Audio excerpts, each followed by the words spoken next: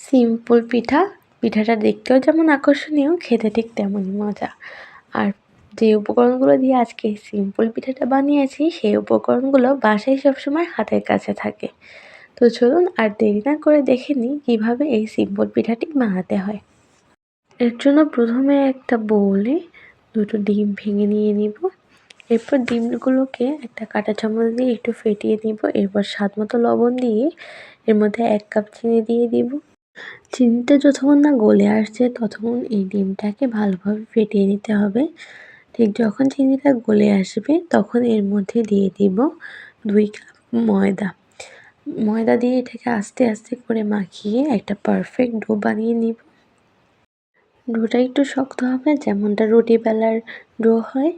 এরপর ডোটা মাখিয়ে এটাকে ঢাকনা দিয়ে রেখে দিব আধা ঘন্টার জন্য। আধা ঘন্টা পর ঢাকনাটা তুলে নিয়েছি, ডোটা একদম পারফেক্টলি রেডি হয়ে গিয়েছে। এবার ডোটা থেকে আমি একটা রুটির সমান অংশ নিয়ে এটাকে ভালোভাবে রুটি বেলে নিব। এরপর রুটি থেকে গোলাকার কিছুর সাহায্যে রাউন্ড শেপ করে ছোট ছোট করে অনেকগুলো টুকরো কেটে নিব। এরপর একটা গোলাকার যে রাউন্ড শেপগুলো করে নিয়েছি ওটা হাতের মধ্যে নিয়ে 2 আঙুলের মাঝখানে দিয়ে এভাবে করে সিম্পল পিঠা বানিয়ে নিয়েছি। আর এখানে অন্যরকম করে একটা ফুলের শেপ দিয়ে পিঠা বানিয়ে নিয়েছি। এটা হচ্ছে ফুল পিঠা। আপনারা যে কোনো শেপে ভাজতে পারেন, চাইলে গোল করেও ভাজতে পারেন। তবে ডিফারেন্ট টাইপের ডিজাইন করলে পিঠাগুলোকে দেখতে অনেক সুন্দর লাগে। আমি 2 রকম ডিজাইনের করে বানিয়েছি, আপনারা চাইলে যে কোনো এক ডিজাইনও বানাতে পারেন। এখানে অনেকগুলো পিঠা বানিয়ে নিয়েছি, আর এখানে শিম পিঠা অনেকগুলো বানিয়ে নিয়েছি। এরপর এগুলোকে ভেজে নেওয়ার জন্য একটা ফ্রাই প্যানে তেল দিয়ে দিব। তেলটা গরম হয়ে আসলে এর মধ্যে পিঠাগুলো এক এক করে ছেড়ে দিব।